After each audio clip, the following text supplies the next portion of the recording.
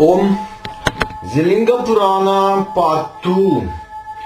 Om Shakti Krim, Om Namah Shivaya, Om Namo Narayanaya. Dhruva Maharaj.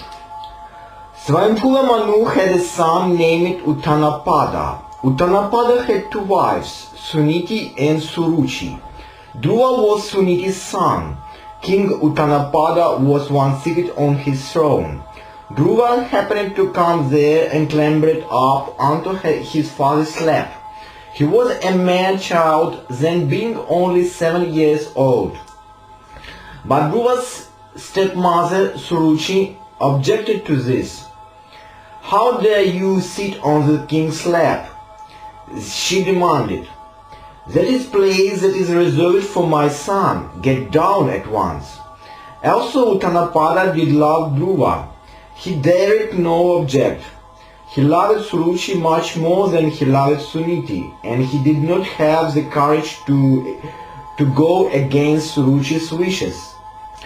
Dhruva began to cry and went running to his mother. Suniti did her the best to console her son. "Don't cry, my son," she said. "The king loves Suruchi more than me, and so loves her son more than you. There is nothing that can be done. We are unlucky. We must have committed many sins in our early lives, and this is punishment that is being meted out to us. There is nothing to be gained by crying.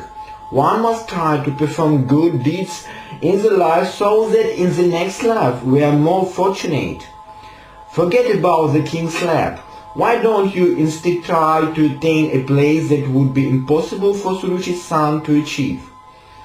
Dhruva resolved that he would do this.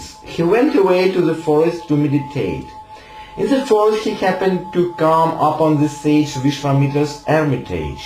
He told the sage the story of his misfortune and about his mission. "Please tell me how I can attain the highest place of all," he said. "The solution is to pray to Vishnu," replied Vishwamitra. The sage also taught Dhruva a powerful mantra that he could use for praying to Vishnu. Dhruva started to pray to Vishnu. He faced the east and began to chant the mantra. For an entire year he continued to do only this. He lived only on fruits and roots. Demons and wild animals roamed all around him, but he paid no attention to them. One particular ogress adopted the disguise of Dhruva's mother and came to dissuade Dhruva from his meditation. But Dhruva saw through this disguise and would not be distracted. Finally, Vishnu appeared before Dhruva. "I am pleased with your prayers," said Vishnu. "What boon do you desire?" "Please grant me the boon that I may attain the highest place of all," replied Dhruva. Vishnu earmarked a place for Dhruva in the sky. Dhruva became the pole star. All the other stars revolved around Dhruva. You probably remember Brahma's son Daksha. Daksha married Prasuti. Daksha and Prasuti had 5,000 sons, known as Haryashvas. But the sage Narada came and told the Haryashvas that there was nothing to be gained by being addicted to material pursuit. They would be better off if they went away to meditate. Preceded by Narada, the Haryavashas went off to meditate and have never been heard of since. Daksha and Prasuti next had 1,000 sons, named the Shavavashvas. But Narada pursued these Shavavashvas also to go away and meditate. Daksha and Prasuti next had 60 daughters.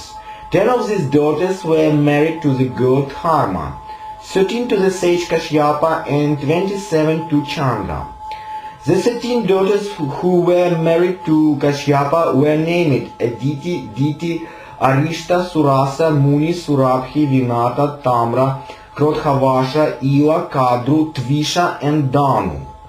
Aditi's sons were known as the Aditya's gods.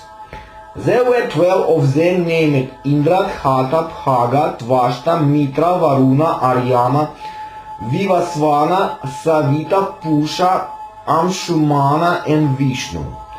Diti had two sons, Hiranyaksha and Hiranyakashipu. These two and their descendants were known as the deities. Danu had 800 sons, chief amongst whom was Viprachiti. They and their descendants were known as the Danavas, demons. Tamra was the mother of all the birds. Vinata had two sons, Aruna and Garuda. Garuda became the king of the birds. Surasa was the mother of snakes, Sarpa. Chief among them were Ananta, Vasuki and Takshaka. Krodhavasha was the mother of Rakshasas, and Surabhi gave birth to all cattle. Muni was the mother of the Apsaras, and Arishta was the mother of the Gandharvas. From Eva were born the trees and the herbs, and from Tvisha were born the Yakshas. There used to be a Rakshasa named Rudhira, and there used to be a king named Kalmashapada. The Rakshasa entered the king's body, so that Kalmashapada became a demon. The sage Vasishka had a son named Shakti. As a demon, Kalmashapada ate up Shakti and his brothers. King Kalmashapada belonged to the Ikshvaku line of kings. He had once gone to the forest and had become very thirsty. While looking for some water, the king met Shakti. There was a very narrow path along which even two people could not walk abreast. Since he was very thirsty, Kalmashapada asked Shakti to give him the right of way. But Shakti insisted that as a Brahmana he possessed the right of way. Kalmashapada thereupon struck Shakti with his whip, and Shakti in turn cursed the king that he would become a Rakshasa. Kalmashapada first act as a Rakshasa was to eat up Shakti and his 100 brothers. To return to the Linga Purana, the sage Vasishka could not bear the shock of his sons being killed. Vasishka's wife was Arunhati. With Arunhati the sage climbed a mountain, and the couple flung themselves down from the peak so that they might die. But the ass had not desired to permit the death of such a great sage. She adopted the form of a woman and broke the couple's fall. "Please don't kill yourself," she told Vasishka. "You are needed by the world."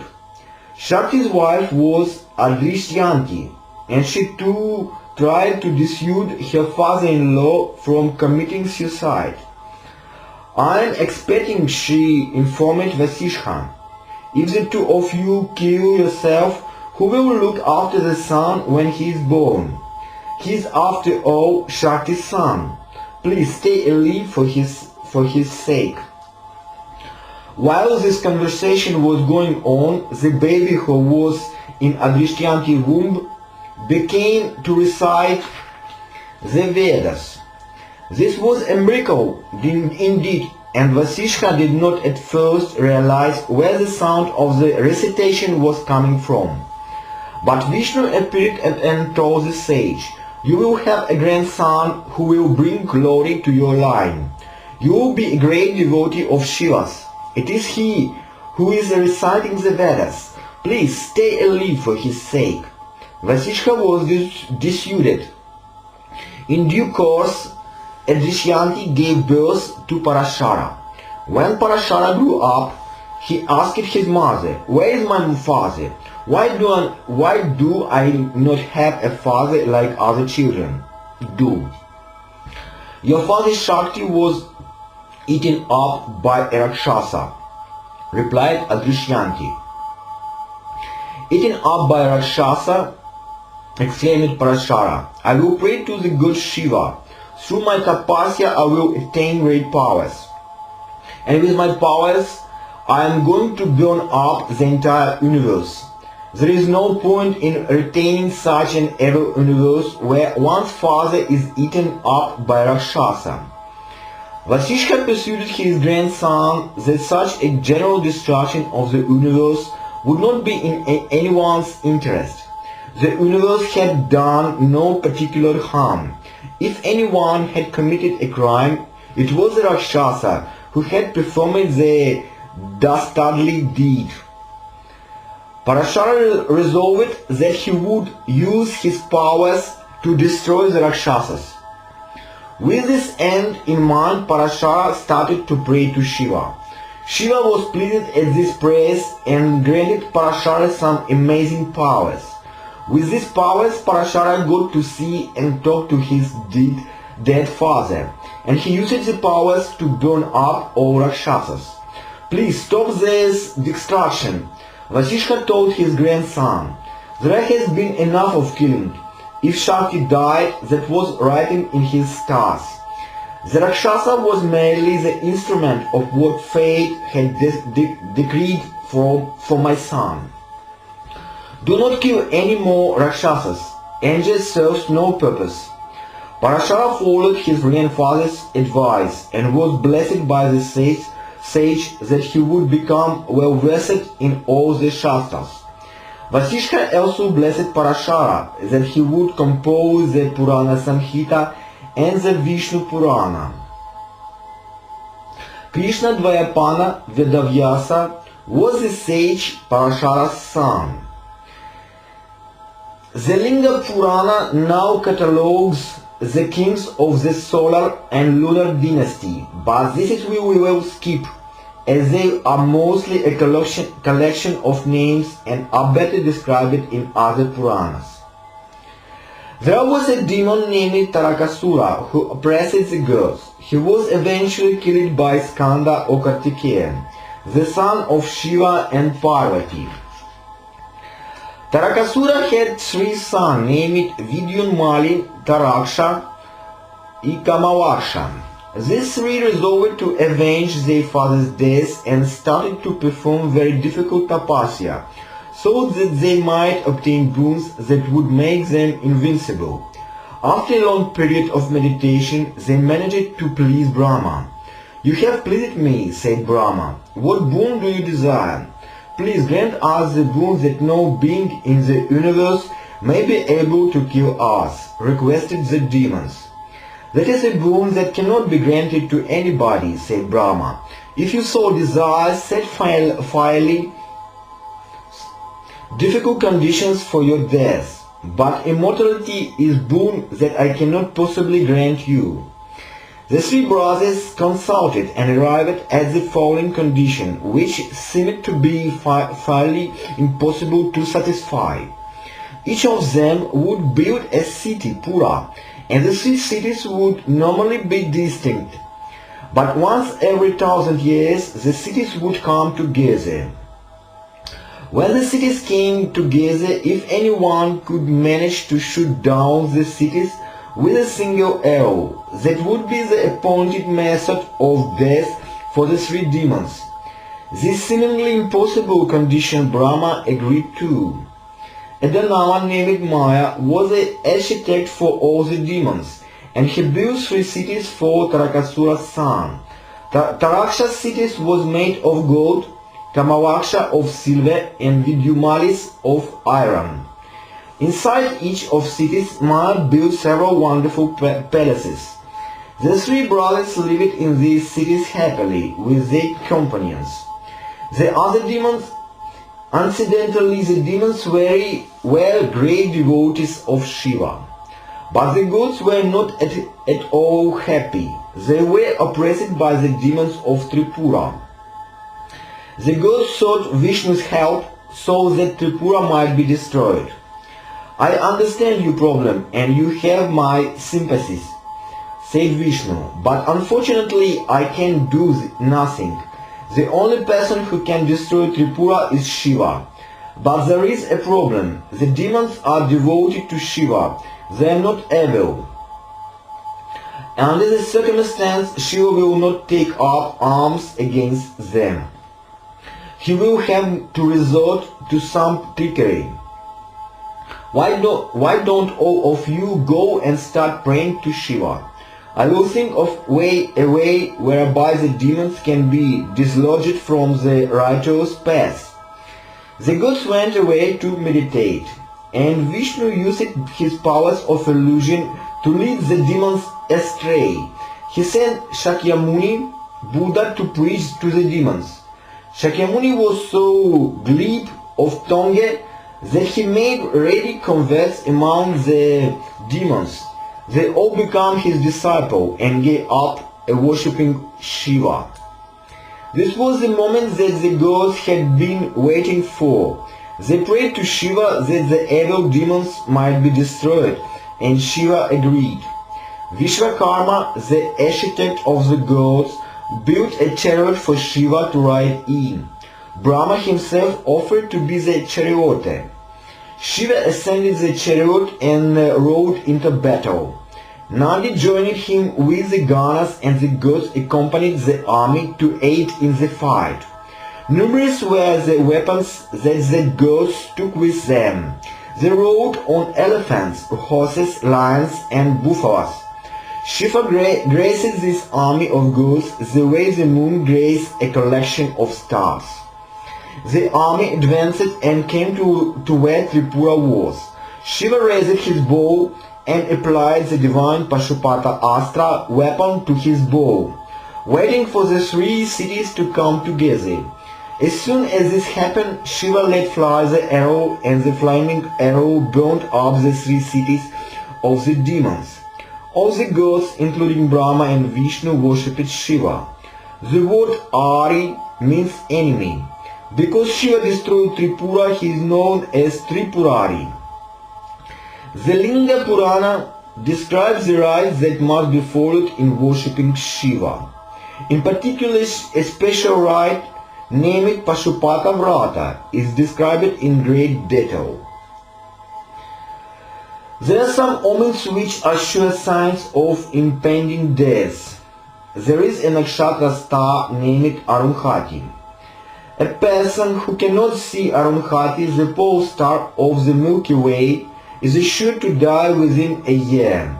A person to whom the radiance of the sun seems to be diminished will die within 11 months. One who dreams of vomiting gold or silver has but 10 months to live. A dreamer who dreams of golden trees, cities of the Gandharvas, or ghosts or demons will die after 9 months. If you suddenly lose or put on weight, you have but 8 months to live. A person who leaves on an incomplete footprint on dust or mud will not live for more than 7 months. A maximum lifespan of 6 months is indicated if a crow, vulture or dove alights on one's head. A person who is surrounded by crows when he walks, or a person who is surrounded by does not live for more than 4 or 5 months. There is also the cause if one's reflection happens to be distorted. A person who has thunder when there are no clouds in the sky, or person who sees a rainbow in the water, has but 3 months to live. If the reflection is incomplete, or if the reflection has a severed head, the person will die within a month. An individual who reeks of the smell of dead bodies will die within 15 days. 10 days of life is all that is left for someone who has smoke billowing or out of his head. Death is nigh if one dreams of traveling southwards in a chariot drawn by bears or monkeys. This is all the more the case if one happens to be singing or dancing while thus traveling. The implications are the same if the dreamer dreams of being submerged in a cesspool of mud. One will die soon if one dreams of being set upon by warriors dressed in black. This is also indicated if jackals greet one and the stroke of dawn. When a lamp is extinguished, a smell of burning lingers in the air. If you cannot smell this, you will die soon. There are several more omens. The only salvation, if such omens are seen, lies in praying to Shiva. The city of Varanasi is very sacred. Shiva himself lived here with Parvati and Ganesha. Varanasi is one of the 6 greatest tirthas on earth. The other 5 are Kurukshetra, Shri Parvata, Mahavaya, Tungishwara and Kedara. The sins of someone who worships Shiva in Varanasi are immediately forgiven. Any living being who dies in the city goes immediately to heaven. Several are the lingas and the sacred ponds in the Varanasi. Some of them were set up by Vishnu and Brahma themselves. The river Varuna winds through the city and unites with the holy river Ganga. And the confluence of the Varuna and the Ganga, Brahma established a linga known as Sangameshwara.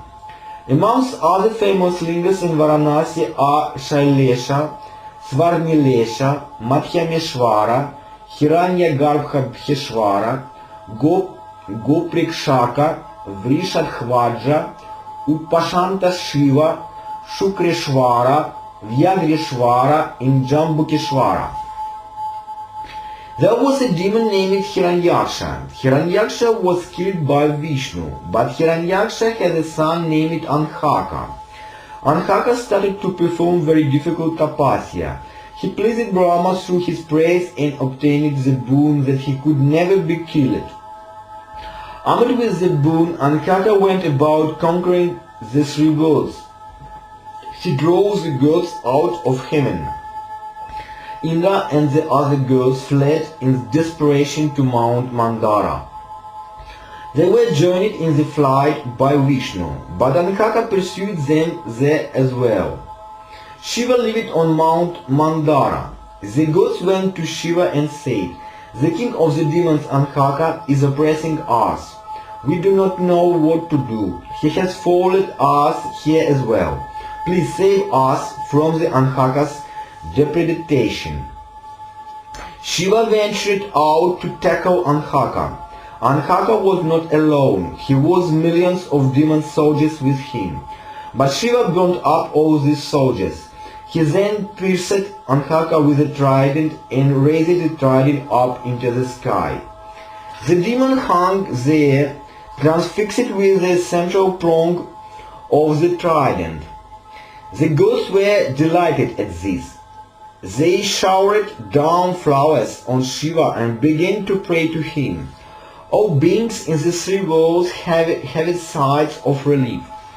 As for Anhaka, the moment he was transfixed by Shiva's trident, all thought of evil vanished from his mind.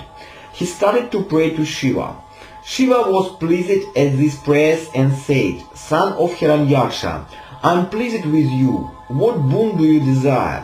"If you are indeed pleased with me," replied Anhaka, "please grant me the boon that I may be always faithful to you. And please make me your constant companion." Shiva agreed to this. He lowered Anhaka from his trident and made Anhaka a lord of the Ganas. Anhaka is Shiva's constant companion.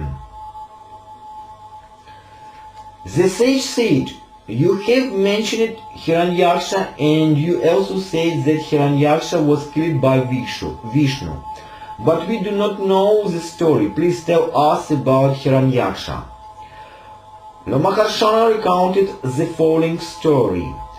Deity had 2 sons named Hiranyaksha and Hiranyakashipu. Hiranyaksha was very powerful. He defeated all the gods and drove them out of heaven. As for the earth, he captured her and imprisoned her in the underworld. He then started to oppress anyone who still happened to be around. The crestfallen gods went to Brahma for advice. "Let us go and visit Vishnu," said Brahma. he should be able to deliver us from this evil demon. Vishnu had the story of the woes of the gods and agreed to help. He adopted the form of the gigantic Bhava, Varaha, and went down into the underworld. He discovered the demon Hiranyaksha then there and slew him with his tusk. Vishnu then raised up the ass on the tusk of the bow and placed her in her rightful place on the top of the waters. But when Vishnu gave up his form of the bow, the ass, which was transfixed to the tusk, started to float around. Shiva released the ass from the tusk so that she might stay in one place. What do you think happening to this tusk of the bow? Shiva wears them always around his neck. This is an altogether unsatisfactory rendering of a fairly interesting story, and the sage cannot have been very satisfied. Any of the Vishnu Purana, that is Puranas, which glorify Vishnu, will give more of the interesting details. The only additional information given in the Linga Purana is this fact that Shiva wore the tusk on the bow around his neck. What happened of Hiranyakashipu? Hiranyakashipu's brothers asked the sages. The Maharshana told them the following. Hiranyakashipu had a son named Prahlada. From his birth, Prahlada was devoted to Vishnu. He prayed to Vishnu all the time. But Hiranyakashipu could not stand this. He hated Vishnu. It was after all Vishnu who had killed his brother Hiranyaksha. Hiranyakashipu told Prahlada, I am ashamed of you. Does your behavior become a son of the king of the demons? Who is Vishnu? Is he superior to me? How dare you worship Vishnu? Stop this nonsense at once. But Prahlada would not listen. He continued to pray to Vishnu. Hiranyakashipu could not bear to stand this any longer. He instructed his demon soldiers to kill Prahlada. The demons set upon Prahlada with all sorts of weapons. But by Vishnu's grace nothing happened to Prahlada. While this was going on, Vishnu appeared. He adopted his Narasimha incarnation, a being who was half man and half lion. Narasimha grabbed hold of Hiranyakashipu and slew the demon with his claws. After killing Hiranyakashipu, Vishnu did not give up his form of a lion. The lion raged everywhere in the universe, threatening to destroy everything. The gods, led by Brahma, fled to Shiva on Mount Mandara. Please save us from the scourge of this lion, they pleaded. Shiva assured the gods that he would take care of Narasimha. Shiva created a being known as Virabhadra from his own body. Virabhadra was another manifestation of Shiva himself. Virabhadra had 3 eyes and he held several weapons in his hands. His teeth were as sharp as a crescent moon. His eyebrows were like rainbows, and his beard was as dark as the clouds. What would you like me to do? Asked Virabhadra. A being named Narasimha is causing havoc, replied Shiva. It is a Vishnu who has adopted this form. The universe must be rid of Narasimha. First try to persuade him to give up this form. If that fails, kill him. Virabhadra went to Vishnu and told him, Vishnu, you are the preserver of the universe. There are several occasions when you have adopted incarnation so as to save the world. Why have you adopted this Narasimha form? Please, give it up at once. It is threatening the existence of the universe. These words merely served to anger Vishnu. I do not need any advice from you, he said. Return to whence you came. I will destroy the universe. Who are you to decree otherwise? I am the Lord of everything. Brahma, the Creator, was born from my body. Therefore go away and leave me in peace. Haven't you forgotten Shiva? Asked Virabhadra. It is Shiva who is supreme. He is a destroyer, and if you do not come to your sense, he is going to destroy you as well. Be forewarned. I am Virabhadra. Have you forgotten that I severed your head at the time of Daksha's Yajna? Have you forgotten from where you obtained your Sudarshana chakra? This was angered Vishnu even more, and he attacked Virabhadra. Virabhadra adopted a strange form that was half deer and half bird. It had 1,000 arms, and the crescent moon shone on its head.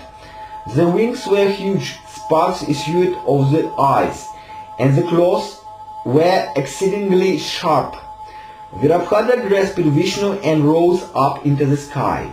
He flung Vishnu down repeatedly on the ground and picked him up again. Vishnu came to his sense and started to pray to Shiva. He called upon Shiva by his own 108 names. But Virabhadra killed Vishnu. He sliced off Narasimha's head and skinned the pate. This did not mean that Vishnu died. It was Narasimha who died. Vishnu merged into Shiva. Narasimha's pelt is worn by Shiva as clothing. And you will find Narasimha's skull among the garland of skulls that Shiva wears around his neck. There was a demon named Javanhara. He obtained tremendous powers through tapasya. Such were these powers that he managed to defeat the gods.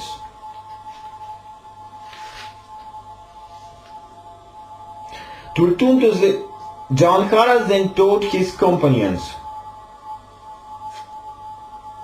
Javanhara challenged Vishnu to a duel. This duel lasted for some time, but eventually Vishnu too met his match. Javanhara then told his companions, the other demons, I am seen to have defeated everyone that there is to fight with. The only one who is left is a Shiva. Let us go and thrash Shiva, Nandi and the others. The demon army trooped to the Shiva residence. What do you want? Asked Shiva. Why have all of you come here? We have come to fight with you, replied Javanhara.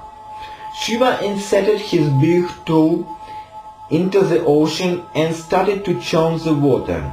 From the churning, the terrible weapon known as the Sudarshana chakra was created. I shall certainly fight with you, said Shiva, but first you must raise this chakra with your big toe. I will fight with you only if you succeed. Javanhara tried to do this. With a great deal of difficulty he managed to raise the chakra and place it on his shoulders. But as soon as he did this, the weapon sliced off his head. Javanhara's flesh and blood cluttered up the universe. Shiva had all of this sent to Yama, the god of death. Yama constructed a hell, Naraka, named Maharaurava, with the flesh and blood. Thus it was that Javanhara met his end. As for the demon's companions, they were burned to ashes by Shiva's rage. Many years ago, a fierce war raged between the gods and the demons. The gods received a sound thrashing and fled. While they were running away, they encountered Vishnu. Why are you running away? Asked Vishnu. What on earth has happened? The demons have defeated us, replied the gods.